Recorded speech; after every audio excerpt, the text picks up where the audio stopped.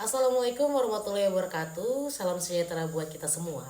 Perkenalkan, nama saya Febrianti Laurencia Jawa, NPM 23056. Saya mahasiswa Fakultas Hukum semester 4 dari Universitas 17 Agustus 1945. Video ini saya buat untuk memenuhi tugas UTS mata kuliah Hukum Perniagaan Internasional, yang dimana dosen pengampu saya yaitu Ibu Dr. Hajah Siti Aisyah, SPD, SH, MM, MH. Pada kesempatan kali ini saya akan memaparkan tentang kajian hukum perniagaan internasional itu sendiri, yang dimana saya akan menjelaskan lebih ringkas ya untuk kita ketahui bersama.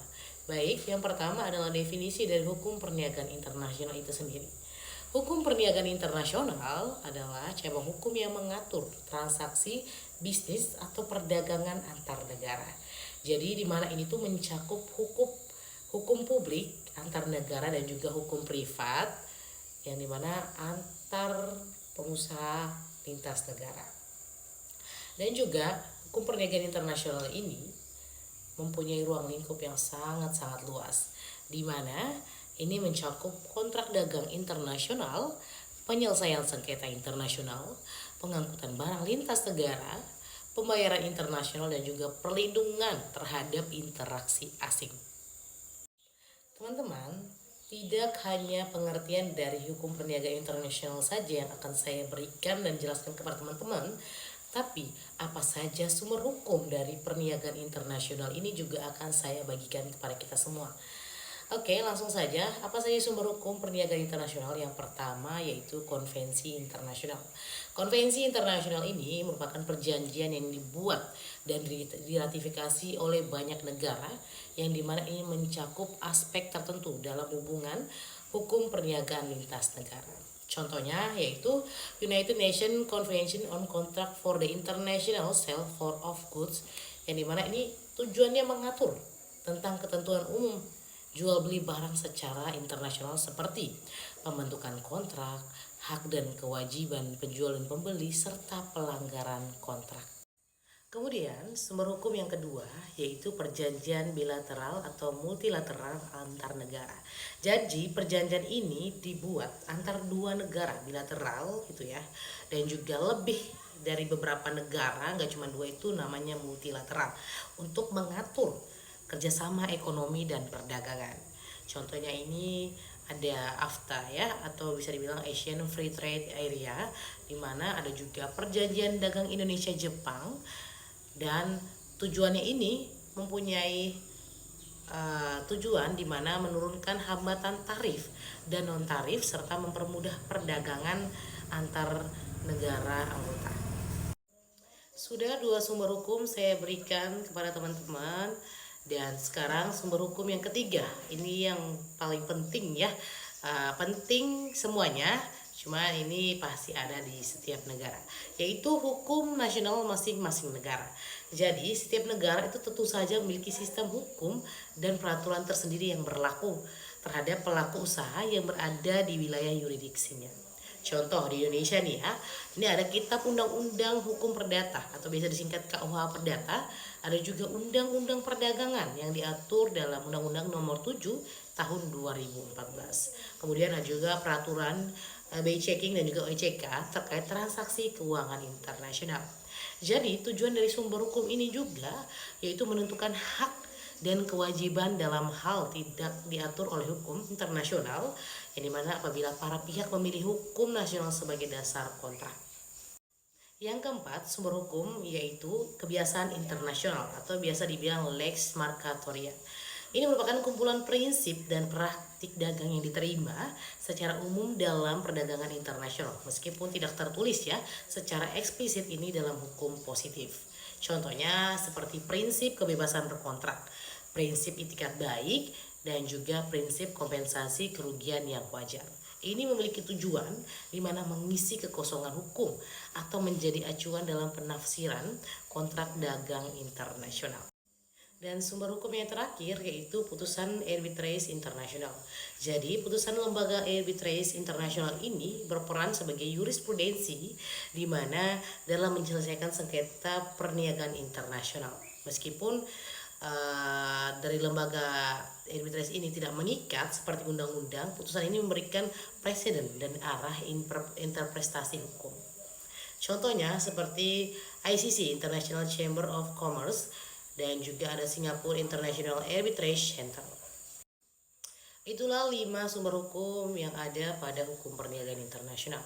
Baik, tidak hanya sumber hukum saja dan juga pengertian yang saya berikan dan saya paparkan kepada kita semua, namun ada asas-asas hukum perniagaan internasional.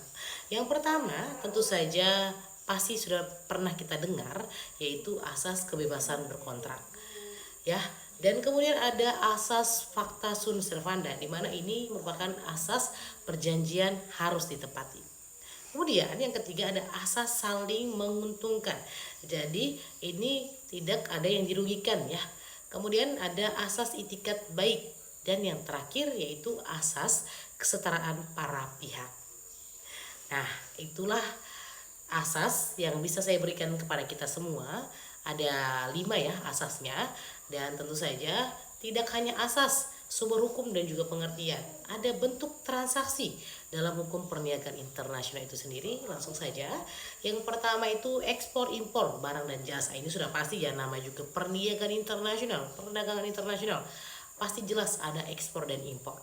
Kemudian yang kedua ada lisensi dan waralaba internasional. Kemudian ada joint venture lintas negara dan perdagangan elektronik. Banyak sekali ya perdagangan elektronik antar lintas negara ini. Kemudian ada investasi asing langsung. Yang terakhir yang akan saya paparkan untuk kita semua yaitu penyelesaian sengketa internasional. Jadi di dalam perniagaan internasional tentu banyak sekali sengketa yang terjadi. Jadi tentu saja ada penyelesaian sengketa yang diperlukan untuk menyelesaikan apa yang menjadi masalah dalam perniagaan dan perdagangan internasional ini. Yang pertama sudah saya jelaskan di awal, ada arbitrage internasional, yaitu misalnya melalui ICC. Kemudian ada pengadilan nasional, ini kan di negara masing-masing. Kemudian yang terakhir ada negosiasi dan mediasi lintas negara. Dari pemaparan singkat yang sudah saya jelaskan tadi, pengertian, ada sumber hukum, ada asas, ada juga bentuk transaksi dan juga penyelesaian sengketa. Tentu saja kita bisa menyimpulkan bahwa hukum perniagaan internasional merupakan fondasi penting bagi kelancaran transaksi bisnis lintas negara, di mana ini menjadi alat yang memastikan keadilan, kepastian hukum dan perlindungan bagi para pelaku usaha global. Sebagai mahasiswa hukum, kita dituntut untuk memahami dinamika apa yang menjadi permasalahan-permasalahan di kancah internasional, terutama di perniagaan atau perdagangan internasional ini sendiri. Baik kita belajar secara mendasar di perkuliahan maupun nantinya siapa tahu kita juga bisa berlanjut untuk di dunia kancah internasional. Dan bagi teman-teman yang ingin memperdalam ilmu hukum, tentu saja secara terang-terangan saya mengajak teman-teman yang ingin sekali memperdalam ilmu hukumnya bisa bergabung bersama kami di Universitas 17 Agustus 1945 Samarinda yang ada di Juanda tentunya. Ya buat kalian yang memang bingung dan masih memikirkan tempat kuliah yang pas untuk kalian, terutama yang ingin sekali memperdalam ilmu hukumnya, ini cocok sekali untuk kuliah di Universitas 17 Agustus 1945. Baik, itu saja sekiranya pemaparan yang bisa saya berikan kepada teman-teman semua. Semoga nanti teman-teman bisa melihat apa yang saya paparkan ini dan juga bisa berguna dan bermanfaat bagi kita semua. Tentu saja itu saja yang bisa saya sampaikan. Kurang dan lebihnya saya mohon maaf. Atas perhatiannya saya ucapkan terima kasih.